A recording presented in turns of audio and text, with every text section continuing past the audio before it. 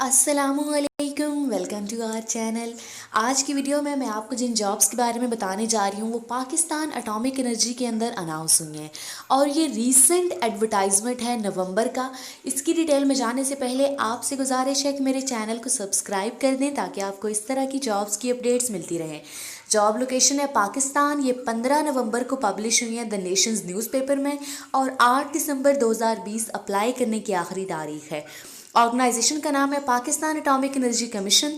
अगर आपकी तालीमी काबिलियत बैचलर्स है या मास्टर्स है तो आप इन गवर्नमेंट की फुल टाइम जॉब्स के लिए अप्लाई कर सकते हैं। 100 से ज़्यादा आसामियाँ खाली हैं।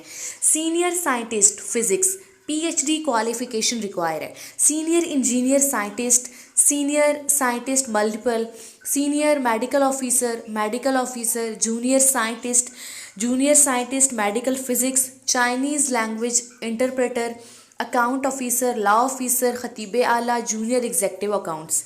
ये वो आसामियाँ हैं जो कि खाली हैं। आप देख लेते हैं इनका ऑफिशियल एडवर्टाइजमेंट। तो इन्होंने बताया है कि जो पब्लिक सेक्टर ऑर्गेनाइजेशन है इसे टैलेंटेड और क्वालिफाइड लोगों की ज़रूरत है।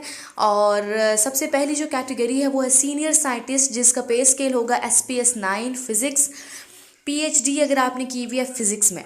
और उसके अलावा इन्होंने बताया है कि आपका जो है लेज़र प्लाज्मा में आपने आपका एक्सपीरियंस है, आपने प्रोजेक्ट्स किए हुए हैं लेज़र फ्यूजन में।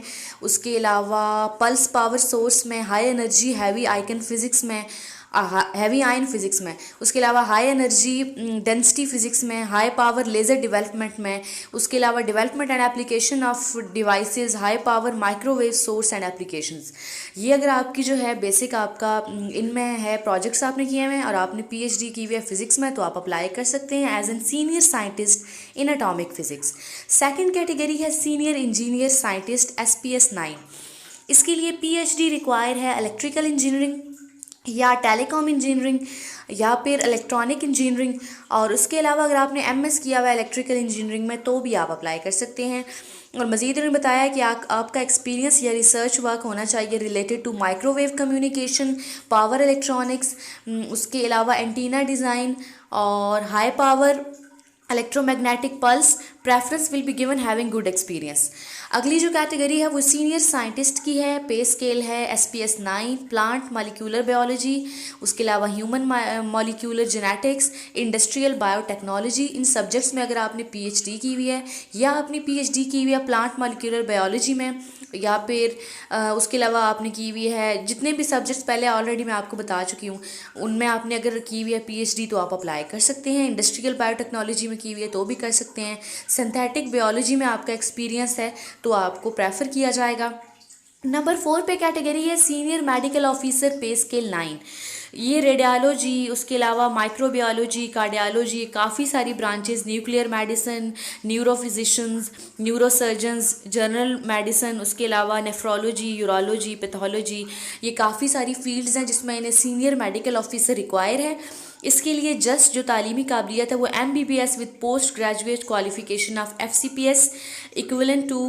अगर आपने FCPS नहीं भी किया हुआ तो इसके इक्विवेलेंट अगर आपने किसी फॉरेन कंट्री से तालीम हासिल की हुई है तो वो भी एक्सेप्टेबल होगी। अगला है जूनियर साइंटिस्ट, पे स्केल है इसका 8 और BS ऑनर्स अगर आपने किया हुआ है या मास्टर्स किया हुआ है सॉइल साइंसेज में, प्लांट ब्रीडिंग में, एनिमल साइंसेज में, बायोकेमिस्ट्री में, बॉटनी में या प्लांट फिजियोलॉजी में तो आप अप्लाई कर सकते हैं। मेडिकल ऑफिसर अगला SPS 8 अगर आपने MBBS किया हुआ है तो अप्लाई कर सकते हैं। जूनियर साइंटिस्ट मेडिकल फिज़िक्स है, अगर आपने MS किया हुआ है मेडिकल फिज़िक्स में तो आप अप्लाई कर सकते हैं। चाइनीज़ इंटरप्रेटर का पे स्केल होगा 8 SPS 8। अगर आपके पास बैचलर्स डिग्री है इन चाइनीज़ लैंग्वेज तो आप अप्लाई कर सकते हैं। अगला है अकाउंट ऑफिसर, इसका है SPS 8। अगर आपने MCOM, MBA, post graduate, BBA कुछ भी किया हुआ है, फाइनेंस में किया हुआ है BBA या फिर आपकी फील्ड अकाउंटिंग है तो भी आप अप्लाई कर सकते हैं। अगला है लॉ ऑफिसर SPS 8। अगर आप लॉ ग्रेजुएट हैं और आपकी फर्स्ट डिवीजन है और आपके पास वैलिड लाइसेंस भी है तो आप अप्लाई कर सकते हैं। खतीब आला का पे स्केल होगा 8। अगर आपने MA किया हुआ इस्लामियात या अरबिक में या फिर 10 से निज़ामी से किया हुआ है विद मिनिमम आपकी 10 साल का एक्सपीरियंस मांग रहे हैं और इस तो आप अप्लाई कर सकते हैं। Junior executive accounts SPS 7, MCOM MBA या पोस्ट ग्रेजुएट आपकी तालीम है या फिर BBA आपने किया हुआ है 4 ईयर प्रोग्राम इन फाइनेंस या अकाउंटिंग, तो आप अप्लाई कर सकते हैं। अब जो है no third division in the entire academic career, आपकी कोई थर्ड डिवीजन नहीं होनी चाहिए और पूरी आपका जो कैरियर है वो एकेडमिक कैरियर उसमें फर्स्ट डिवीजन ही थ्रू आउट होनी चाहिए।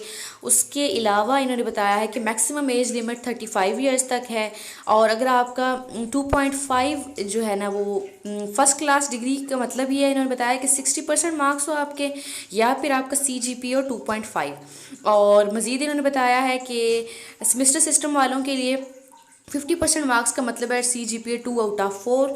और इन्होंने मज़ीद क्या बताया कि आपने ऑनलाइन अप्लाई करना है और अगर आप सेमी गवर्नमेंट या किसी ऑलरेडी गवर्नमेंट ऑर्गेनाइजेशन में काम कर रहे हैं तो आपको प्रॉपर चैनल के थ्रू अप्लाई करना पड़ेगा।